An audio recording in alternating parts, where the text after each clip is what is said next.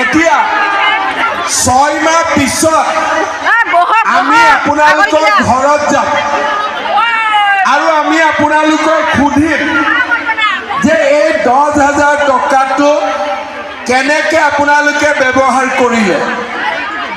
বোলে 10,000টো পালোঁ, পুৰণা মোবাইলটো বেয়া হ'ল, নতুন এটা মোবাইল কিনিলোঁ। বোলে 10,000টো পাওঁতে পাওঁতে বহাগ বিহু আহি গ'ল, কাপোৰ কানি ল'লোঁ।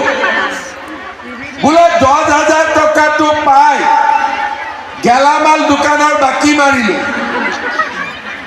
আমি আপোনালোকক একো নকওঁ, থাকিলে তেনেকে। কিন্তু যিসকলে ক'ব যে এই 10,000 টকা দি মই গৰু কিনিলোঁ, 10,000 টকা দি মই দোকান এখন পাতিলোঁ, 10,000 টকা দি মোৰ হাজবেণ্ডক ৰিক্সা এখন কিনি দিলোঁ, 10,000 টকাৰে চিলাই মেচিন এটা। আচ্ছা, প্ৰথমতে কওক, ৰাতিপুৱা 5টা বজাত কোন কোন আহিলে? আচ্ছা, 6টা বজাত কোন কোন আহিলে? 7টা বজাত কোন কোন আহিলে? আৰু 8টা বজাত কোন কোন আহিলে? 9টা বজাততো অহা মানুহ নাই নে আছে? নাই। তো ৰাতিপুৱা 7টা বজাতে আপোনালোক আহি পালে।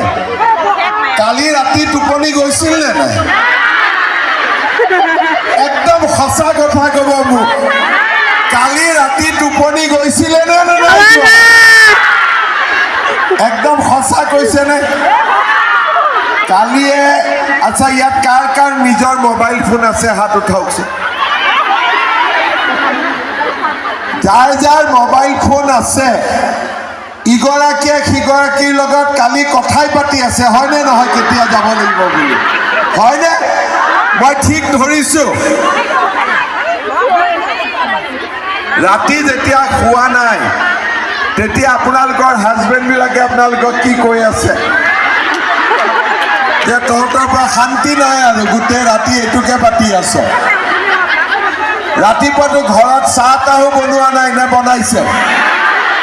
নাই বনোৱা। বাইদেউহঁতে বনাইছিল নেকি ৰাতিপুৱা চাহ? যোনে যেনেকে আছে তেনেকে আহি গৈছে। এতিয়া আপোনালোকে আৰু এটা খবৰ পাইছে।